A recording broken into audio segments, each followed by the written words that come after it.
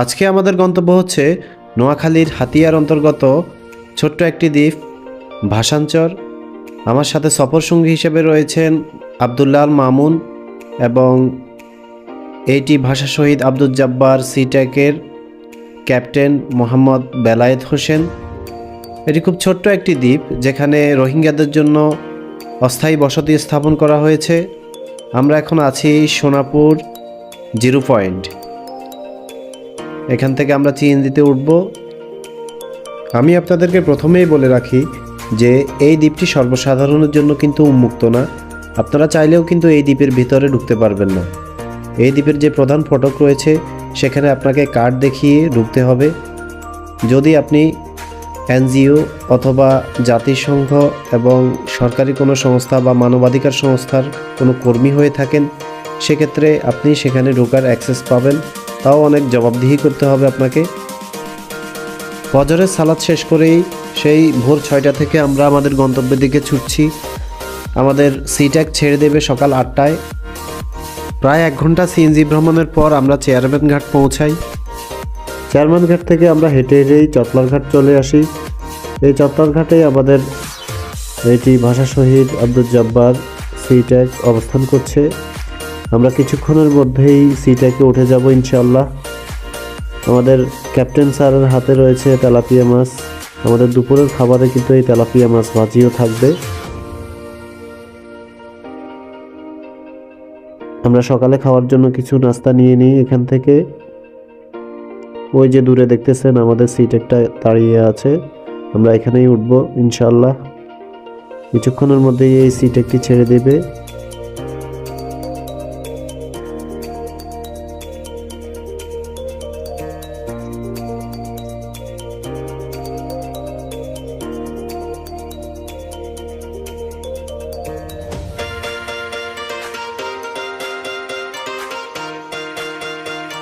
ভাসানচর মূলত দুটি চরের সমন্বয়ে গঠিত।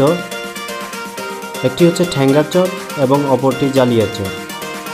নোয়াখালী জেলার বন বিভাগের তথ্য অনুসারে ভাসানচরের আয়তন 16,000 একর। এর মধ্যে ঠ্যাঙ্গার চরের আয়তন হচ্ছে 10,000 একর এবং জালিয়ার চরের আয়তন হচ্ছে 6,000 একর।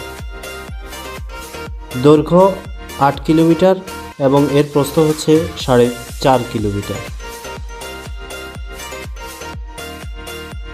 ভাসানচর মূলত নোয়াখালীর মূল ভূখণ্ড থেকে বিচ্ছিন্ন একটি দ্বীপ। এটি মেঘনা নদী এবং বঙ্গোপসাগরের মোহনায় জেগে ওঠা ছোট্ট একটি দ্বীপ। এর অবস্থান সম্পর্কে যদি বলি, এটি নোয়াখালী জেলার হাতিয়া উপজেলার চরেশ্বর ইউনিয়নের অন্তর্গত। মায়ানমার থেকে বাস্তুচ্যুত মানুষদের নিরাপদ বাসস্থানের লক্ষ্যে ভাসানচরকে ঢেলে সাজানো হয়েছে। এই চরটি হাতিয়া উপজেলা থেকে 25 কিলোমিটার পূর্বে এবং নোয়াখালী থেকে 80 কিলোমিটার, সুবর্ণচর থেকে 50 কিলোমিটার দক্ষিণ পূর্বে অবস্থিত এবং চট্টগ্রাম জেলার সন্দ্বীপ উপজেলার পশ্চিম প্রান্ত থেকে 5 কিলোমিটার পশ্চিমে এর অবস্থান। ধারণা করা হয় এই দ্বীপটি মেঘনা নদী এবং বঙ্গোপসাগরের মোহনায় আনুমানিক 20 বছর পূর্বে গড়ে ওঠে। ভাসানচরকে জোয়ার এবং জলোচ্ছ্বাস থেকে রক্ষার জন্য চারিদিকে 9 ফুট উচ্চতার একটি বেড়িবাঁধ নির্মাণ করা হয়েছে। সুপ্রিয় ভিউয়ার্স, আমরা এখন যেখানে অবস্থান করছি এটি হচ্ছে সিট্যাকের ভিআইপি কেবিন। এখানে আমরা বিশ্রামের জন্য অবস্থান করছি। আমাদেরকে এখানে প্লেস করে দেওয়া হয়েছে এবং সকালের নাস্তাটা আমরা এখানে বসেই সেরে নিচ্ছি। হাতে কি আছে, কি খাচ্ছি অবশ্যই কমেন্টে জানাবেন। নোয়াখালীর ভাষায় এটিকে কি বলা হয় সেটিও জানাবেন।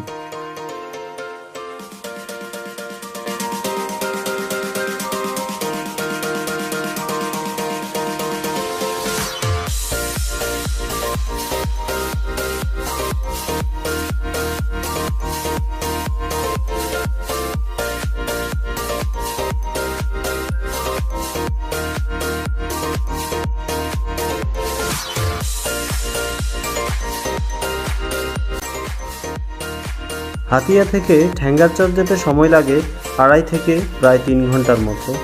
আর আপনি যদি নোয়াখালীর চেয়ারম্যান ঘাট থেকে যেতে চান সেক্ষেত্রে সিট্যাকে করে যেতে আপনার সময় লাগবে 4 ঘন্টা।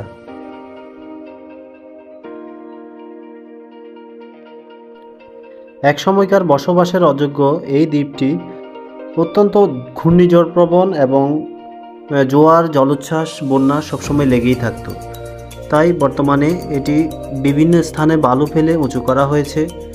অভ্যন্তরীণ চলাচলের জন্য নির্মাণ করা হয়েছে সড়ক এবং হেলিকপ্টার অবতরণের জন্য একটি হেলিপ্যাড নির্মাণ করা হয়েছে। সুপ্রিয় ভিউয়ার্স, এটি হচ্ছে সেই আপনাদের কাঙ্ক্ষিত ভাসানচর। আমরা ভাসানচরের খুব কাছাকাছি চলে এসেছি। এই যে আপনারা পিলারগুলোর ওপারে যেই দ্বীপটি দেখতে পাচ্ছেন, এটি হচ্ছে ভাসানচর। এখানেই রোহিঙ্গাদের বসতি। রোহিঙ্গারা এখানে স্বাচ্ছন্দ্যে বসবাস করতেছে।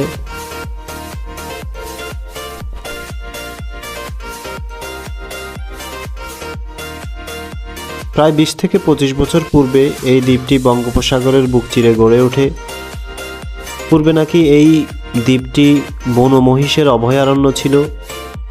সেখানকার জেলেদের মুখে আমরা শুনেছি, তারা যখন মাছ ধরতে যেত এই দ্বীপের আশপাশে, তখন বন ও মহিষেরা তাদেরকে তাড়া করত।